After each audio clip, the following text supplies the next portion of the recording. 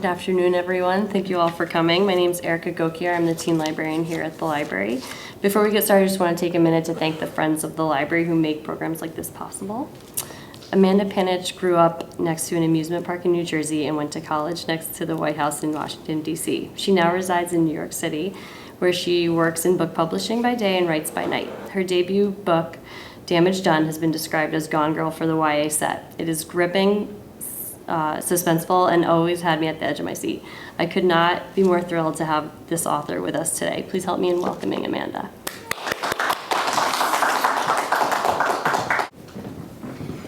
Thank you so much for having me. I'm really happy to be here. Actually, my bio is currently out of date because I quit my job last week. So thank you. I'm now a full-time writer. Well, I will be in January, I guess.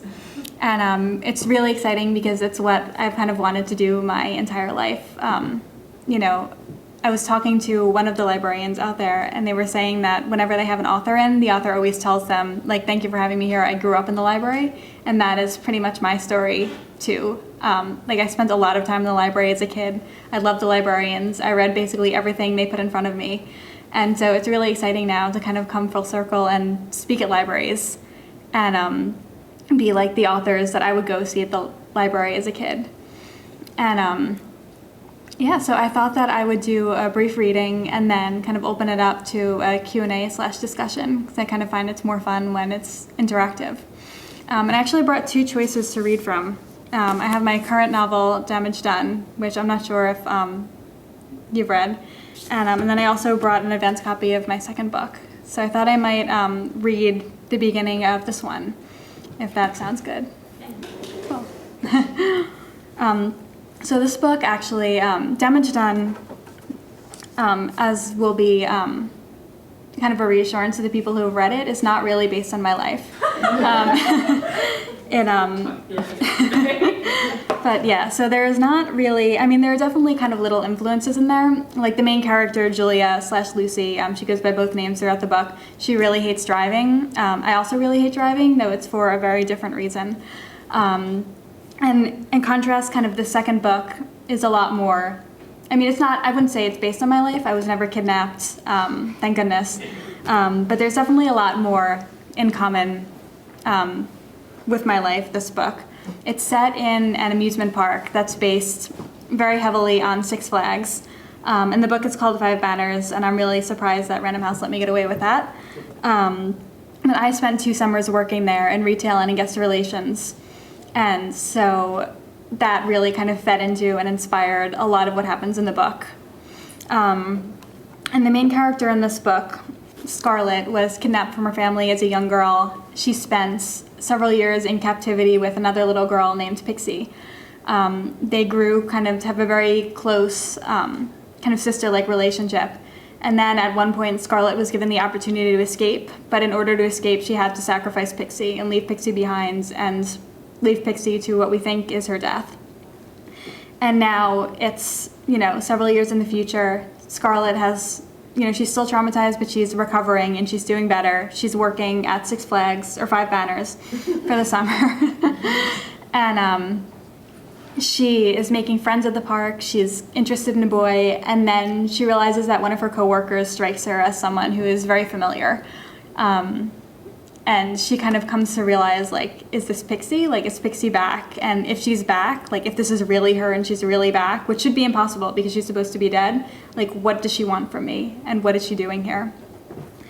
So I'm going to read the prologue and about half of the first chapter, which works out to around somewhere between 5 and 10 minutes.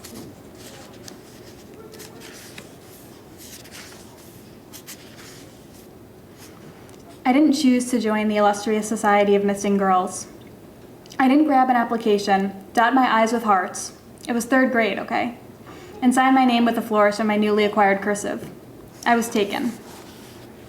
My breath puffed into clouds and the cold cut through me clean, like a knife. And yet when the car idled to a stop next to the sidewalk, I chose not to get in. It didn't matter. I was a short, skinny little kid, and it was easy enough for the man to get out of the car, tuck me under his arm like a football, and whisk me away. And I didn't choose Pixie. If the woman upstairs had given me a choice, I would have asked for a nice girl. A girl to stroke my hair when I cried and make up stories with me to chase away the dark.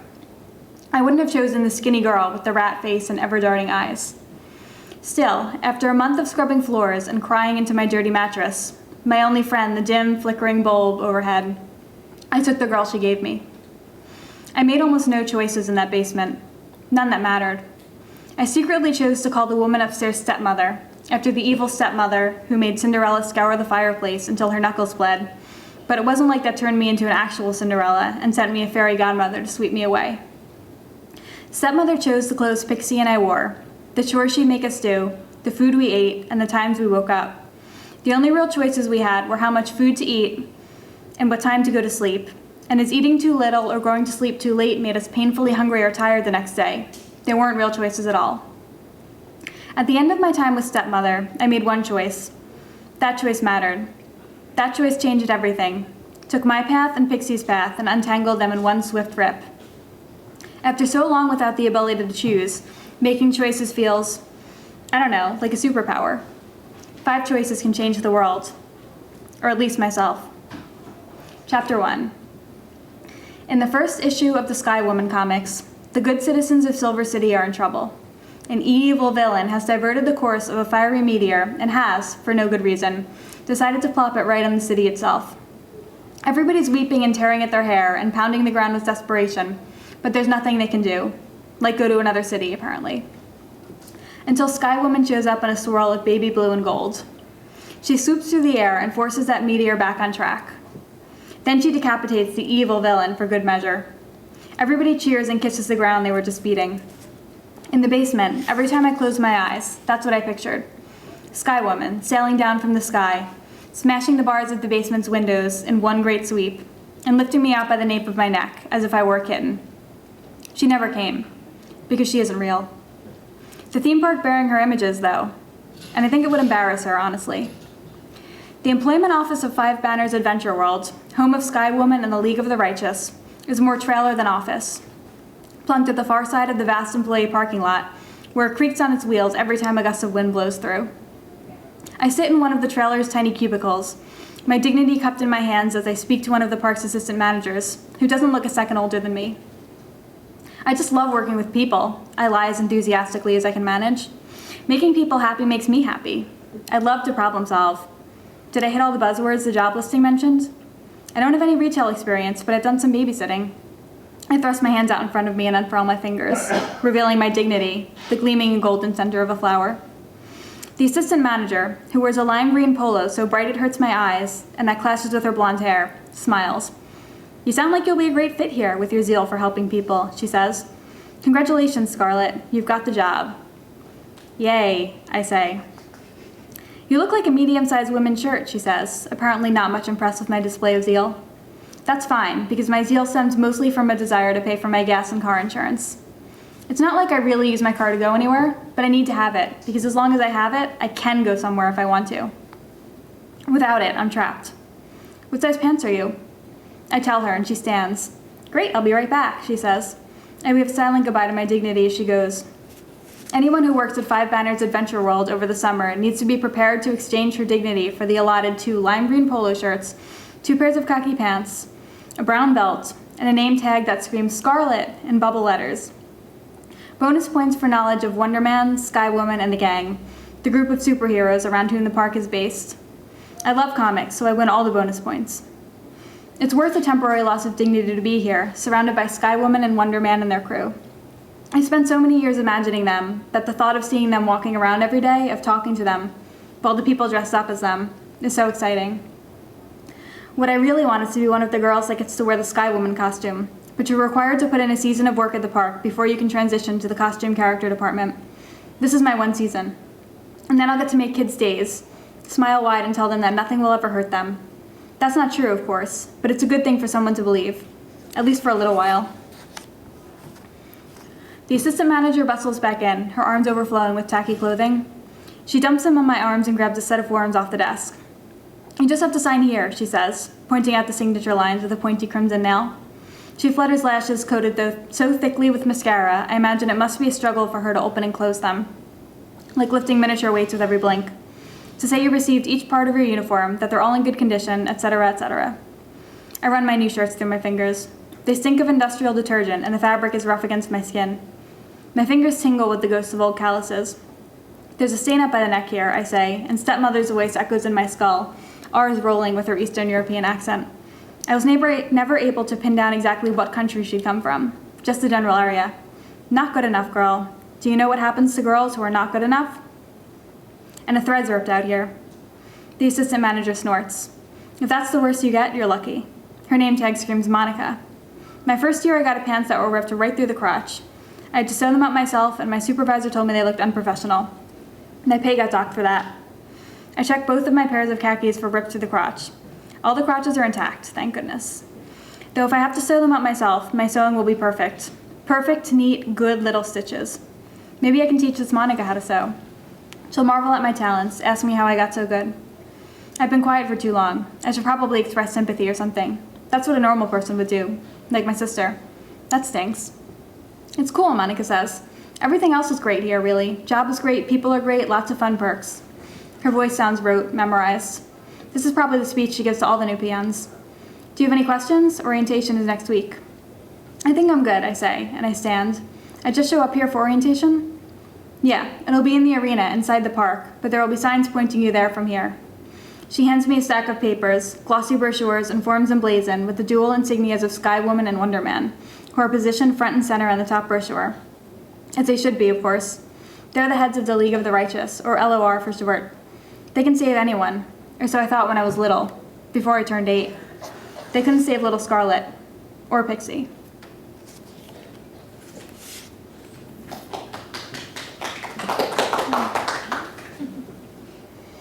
And yeah, so now I'll open up the floor for questions or discussion. All right, so I have many questions about damage done, which you didn't read. I'm going to get into those right now. But one of the things I found interesting about damage done were the parents, and they were very absent the entire time. I don't know if you agree with that. I'm interested to know how the parents are in your new upcoming novel. Well, first, I feel like I should assure you on behalf of my mother that my real parents are great. She's like every time she reads one of my books, she's like, they're gonna think like you've had like terrible parents, but no, like my parents are wonderful. I love my parents and I'm very close with them. The parents in the second book actually would probably also be kind of described as absent. Scarlett's mother. I can't say too much about it because it's kind of a spoiler, but she's not in the picture. She disappeared sometime shortly after Scarlett kind of returned from the missing, amid all like the media attention and all of that. And her father is there and he does the best that he can, but it's hard because he's a single father with 3 kids and he's working all the time, and so it's hard really for him to be there as much as he wants to be. But he's definitely more well-meaning than the parents in Damage Done. Can you tell us a little bit about like your whole process of getting the first book published? Did you find an agent, the whole thing? Yeah, of course. I actually work in book publishing, and my current agent is someone that I actually interned for a couple years ago. And she is wonderful, but naturally I was too afraid kind of to approach her when I had my own book, because I was also trying to work in publishing, and I was afraid if I go to my old boss and be like, hey, here's my book, I wouldn't want to be seen as unprofessional, and if she hated it and thought it was terrible, I didn't want her to be like, oh my god, like how did I think this garbage person could possibly work in publishing? Not that ever would have happened. She's a delightful person, but that's what goes on in your head. And so I actually took part in an online querying contest, which is where your query which is basically kind of your back cover description of your book that is used to hook an agent into wanting to represent you, along with a writing sample online. And agents were invited to bid on those. And then I ended up getting several bids, and through that, several offers of representation. And once I had the offers of representation from other agents in hand, I went back to my old boss and was like, they all think it's good, maybe you will too.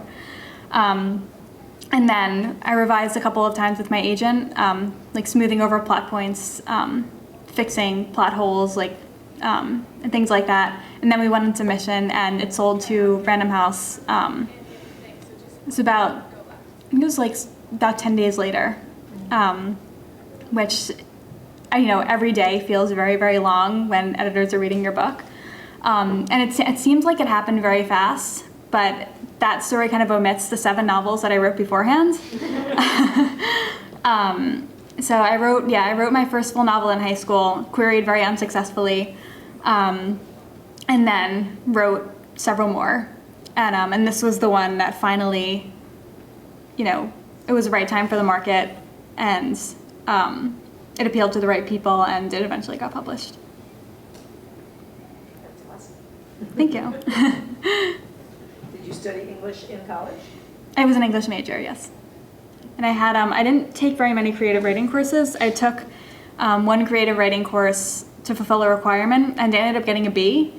And I was really angry, because I was not at the teacher, not at the professor, more at myself, because I was like, creative writing is supposed to be my strength. That's supposed to be what I'm good at. And here I got a B, and then so I ended up taking the same professor's course, and a more advanced course the next year, and I got an A in that one.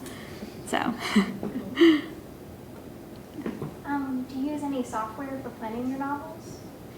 I know a lot of people use Scrivener and swear by Scrivener, but I'm mostly Microsoft Word, and most of my note-taking happens by hand, because I really like kind of scribbling and drawing arrows and circling things and underlining and all of those things.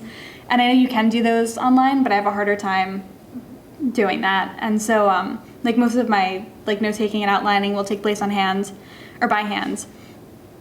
And then it goes kind of straight into Microsoft Word from there. What's the process with the book cover? Like, do you have any say in that? Very little. Okay. It's kind of like, technically I have cover consultation in my contract, but with the big publishers, there are so many factors that go into it. There's what marketing wants and publicity wants, and then say if you take it to Barnes & Noble, and Barnes & Noble is we don't like this cover, we're not going to stock the book if you keep this cover, they kind of have to go back to the drawing board and start all over again. So the 2 covers actually went kind of through a different process. The Damage Done cover, that one came pretty much fully formed. I think this was the original draft, and they changed very little from it. It actually took a little while to grow on me, but it's hard to really, because you don't really get much of a say as an author, and I grew to really love it. And I especially love the back cover. That was actually a surprise to me, because when they showed the cover to me and were working through all the iterations, I only got to see the front. And then they designed this awesome back cover with the twins and, the same thing as the front. I was really excited by that. And this one actually went through a few more drafts. And I wish I could have the finished version, because it's all shiny and glittery and really pretty. But this one, I actually had a little bit more say in this one. They came with a draft of a cover that was beautiful, but it looked very romancy, and this is another very dark kind of dark, suspenseful book. And so I was I really like this cover, but I feel it doesn't reflect the mood of the book. And they were really good about listening to me, and they kind of went back to the drawing board, and they came up with this, which I absolutely loved.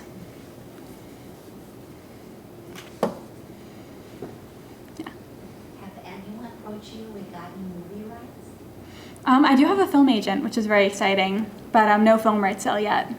Very few movies end up being made into films, but if someone wanted to, that would be totally cool with me.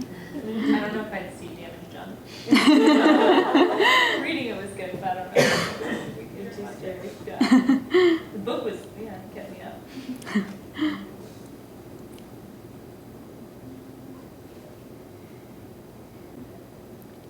So Damage Done, what age group is it for really? I know it's young adult, but then you have all these kind of difficult things that happen. Yeah, I don't want to say anything that will spoil it, because I don't know if everyone has read it, but there are some very dark themes, and that was some of the considerations that went into it when we were selling it. My agent was very frank with me, this is going to turn some editors off. We actually did tone it down a little bit, if you can believe that. But yeah, they were clear with it that it wouldn't be kind of as marketable and as it wouldn't appeal to as big of a general audience as some other books would.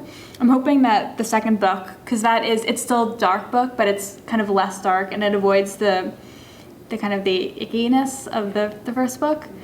And I'm hoping that one will be kind of have more of a general appeal.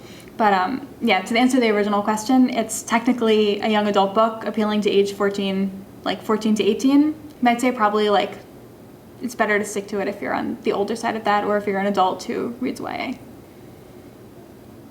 Yep.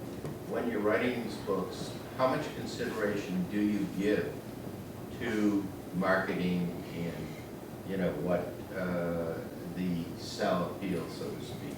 Or does that, you know, not mean anything? Is it all artistic? Or do you really, I mean, hey, a person has to make a living, so what do you think about it? What do you do? I mean, I wish I could say it was all like artistic, but especially as someone who works in publishing, like, or who has worked in publishing, like I take a lot of I can't help but take the market into consideration. That's like, and then as long as I know like the market, like I knew that some of the topics in Damage Done would make it a harder sell, and I was okay with that. But there are some things, like right now with the dystopian market in young adult, it's like very, very oversaturated with Divergent and the Hunger Games and all of kind of the others that came out in that wake. So it's very difficult to sell like a dystopian book in young adult these days. So if I mean, it's to sell like to a publisher. I don't know if it's different on the library side. I don't know much about that. But so, I mean, if I have like 5 different ideas or 3 different ideas and one is a dystopian and one is not, I probably wouldn't write the dystopian because I know it would be so hard to sell. But that doesn't mean kind of like throwing it away. I might save it and then maybe in like 5 or 10 years or something when the market kind of stabilizes a little bit, I might go back and write it then. But yeah, Damage Done actually came about partially because of the market, because it was that situation that I was just saying where I had several different ideas and I was trying to decide kind of which one to write. And the market for thrillers was very hot right then, because it was kind of in the wake of Gone Girl. So I was like, well, I guess I should write this one, rather than one of the fantasy ideas that, you know, might still have been a good book, hopefully, but that wouldn't have the same kind of market appeal.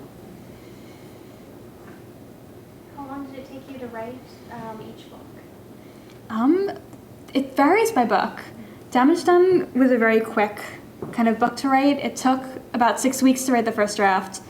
Then there were 2 weeks to revise, and then there were another couple weeks of revision with my agent before it went out. And then, of course, there was some more revision with my editor.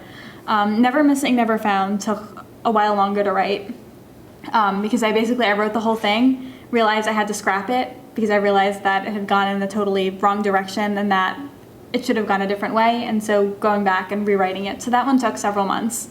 And then at the same time, I've been working on like a middle grade novel that which is for younger kids, like 8 to 12, and which is way less dark.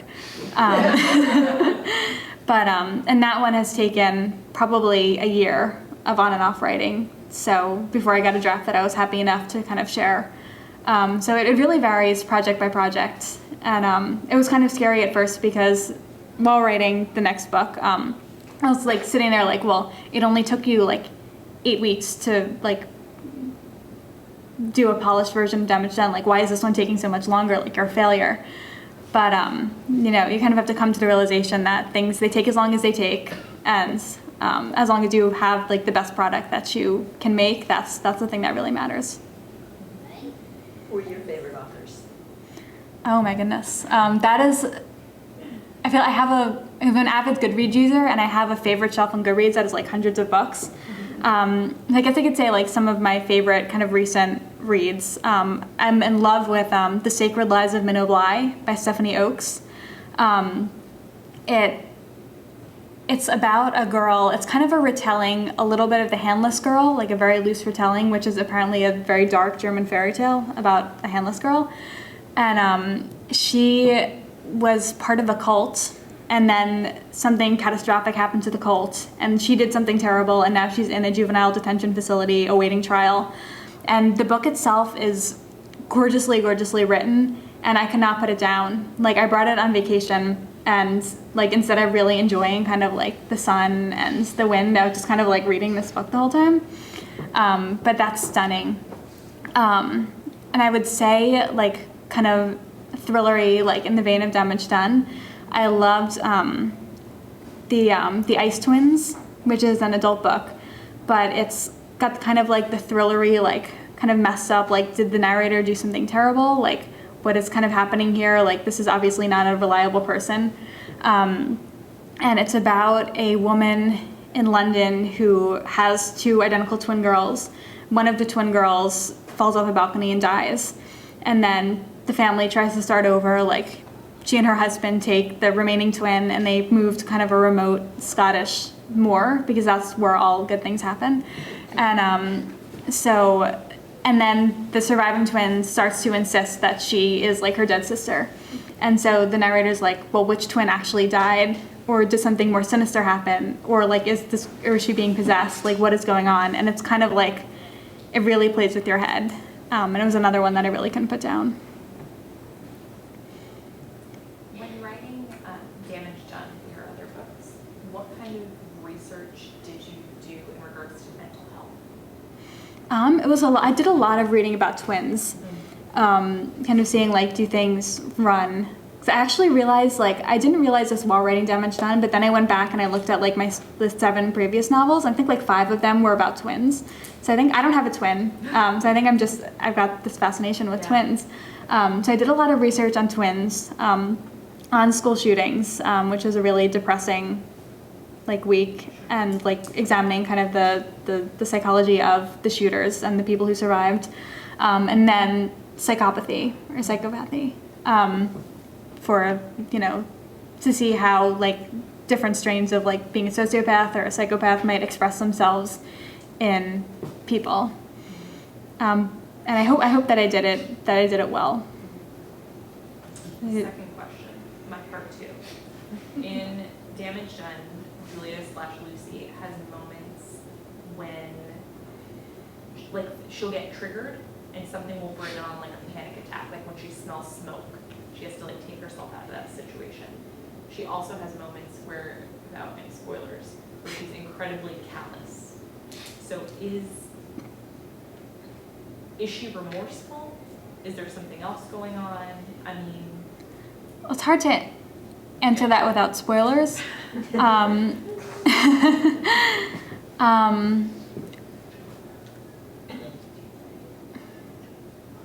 just was so struck. She has, I'm being very careful with my words right now, so that's why I have to pause. But parts of the novel, she gets triggered, it feels like. She like gets so upset and she has to take herself out of situations. She doesn't drive, and I'm wondering why that is. If it was self-preservation, if it was all just a show. I think she wants you to think that it's self-preservation. Yeah. I think it's also kind of a defense mechanism. So she kind of like shuts herself off from things that hurt her, and she'll kind of like wall herself away. So like the times she's being callous, like she doesn't want people to see weakness. But that I might have to discuss that after, because that's a very hard question to answer without spoiling anything. Who's your favorite character in Damage Done? I mean, I don't think I'd really want to be friends with any of them. But I really liked. I mean, I loved writing Julia. It was so much fun to write her. Again, I don't want to spoil anything, but it was just. I mean, she was a hard character to write, but yeah, it's another hard one to answer without spoilers. But I guess in terms of like if I was gonna get to know them in real life, I think I'd probably Elaine, who's Julia's friend, is actually kind of like partially based off of one of my old college friends. So I think I would probably have to say her. I liked her a lot. I felt sorry for her. Now with the second book published, is there a third one in the process? There is. It hasn't nothing official yet though. So we know about the first book. With the second book, did you, or you have to come up almost like the first book in order to, you know? It was actually a 2-book deal. So Damage Done sold kind of on the full manuscript with the understanding that it would go through like some editing, but they had the full manuscript for Damage Done. And then when they were offering on that book, my agent called me and was like, hey, they would really like to do a 2-book deal. They want a second book with it. Do you have any ideas? And I was like, okay, I'll write something down. And so I kind of like wrote a paragraph very quickly and sent it to her, and they really liked it. So the second book was kind of born out of that very quick paragraph, which was kind of very scary, having to kind of write a book off of a paragraph, because I'd never really done that before. I'd never written under a deadline like that. I'd never written kind of with something in mind so much. It was always kind of like, oh, like I'll just kind of write as it comes along. And now I had this thing that I kind of had to expand and write, and it was fun. It's a lot of fun, but definitely writing under deadline is no. What was the paragraph? And I don't remember. I'm sure it's in my email somewhere, but I don't have it on hand. What if you've gone in a totally different direction? Because you couldn't do it. Yeah, I guess I feel like I probably would have gotten in some trouble, but as long as they liked it. I mean, I would have talked to them, I think, before going in a totally different direction, but it all worked out well. When's it coming out? This is June 28th, 2016. Are you in a writing group? Do you have like a group of people that you swap manuscripts with and that kind of thing? Or you're Yeah. pretty solid, you are. I think a critique group is a great place to have, a great kind of thing to have to help you develop your writing, because I don't send them anything until I have 2 critique partners currently, and I don't send them anything until I've made it as good as I can make it myself. But there's always kind of a point where you've edited and you've read it so many times where you kind of just lose all perspective and you forget things, and like you can't see the forest for the trees. So that's when I get to that point, I know like that's the time to send it to my critique partners, and they read over it and they tear it apart for me and tell me what I'm missing. And for the most part, once they point it out to me and tell me about it, like they could be like, oh, well, the pacing in this section is really dragging. And I'll be like, oh, I didn't see that before, but now that you pointed out, I totally get that. I see it. And I feel like that's when you can tell that it's good critique, because you understand it and you see it then. I think it's definitely, I know, but all writers work differently though. I know there are some writers where they don't have any critique partners because it kind of stifles their creative process. How do you approach like fandom? Like I'm really into Tumblr and Twitter, so I get to see the authors interacting. But I know that some people are just like, oh no, I don't know, I want to get into your fiction wars. Well, I think it's different for like the for contemporary. I feel like I see most of the fandoms in fantasy, so far I've kind of like stayed out of that. But I love Twitter. I love being able to interact with readers and hear what people think, and talk to them, because I know like I still get really excited like when I see one of like an author I've read or I really like or that I love has followed me on Twitter back, or like responds to something that I say, and I'm like, oh my god, like this is so exciting. And then like they'll tell me like they've read my book, and I'll be like, oh my god, like book, like you're an author, like I've been reading you for years, and it's so exciting. And Tumblr I'm trying to get into. I love Tumblr, but it's kind of overwhelming at first. So I'm kind of like doing some watching and waiting. Yeah, but I mean, I think technically, if there's ever fan fiction, I think I'm probably supposed to say that I'm not going to read it, because it opens you up to like legal things, but probably secretly I would read it.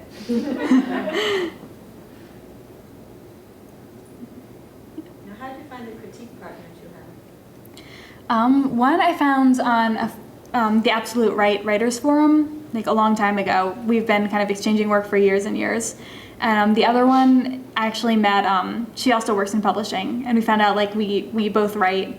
And I knew like I'd read some of her readers' reports before. She was actually my intern before like we worked in publishing. But of course like that's a weird power dynamic, so we never talked about it while she was my intern. It's only once like she started working at another place. And then we've started like trading work, and we were a really good fit. I feel like it's got that extra layer to have like a critique partner who works in publishing, because they know like the market and they know the trends and they know all of that stuff too.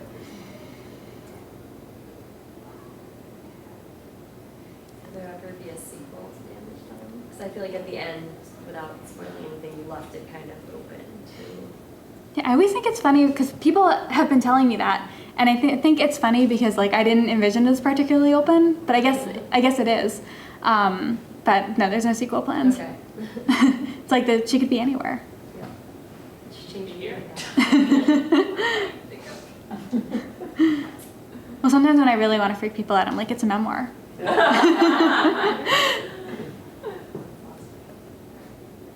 do you develop plot twists? Do you have them in mind while you're writing them? So both the books have like pretty big plot twists. Yeah, he's the only one who's read Never Missing, Never Found so far.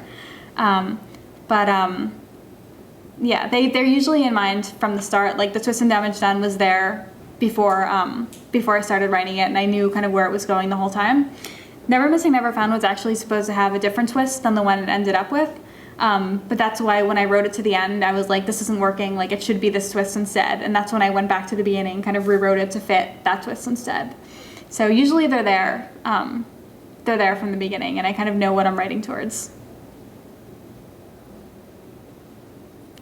I noticed your second book is already on Amazon with the Kindle option.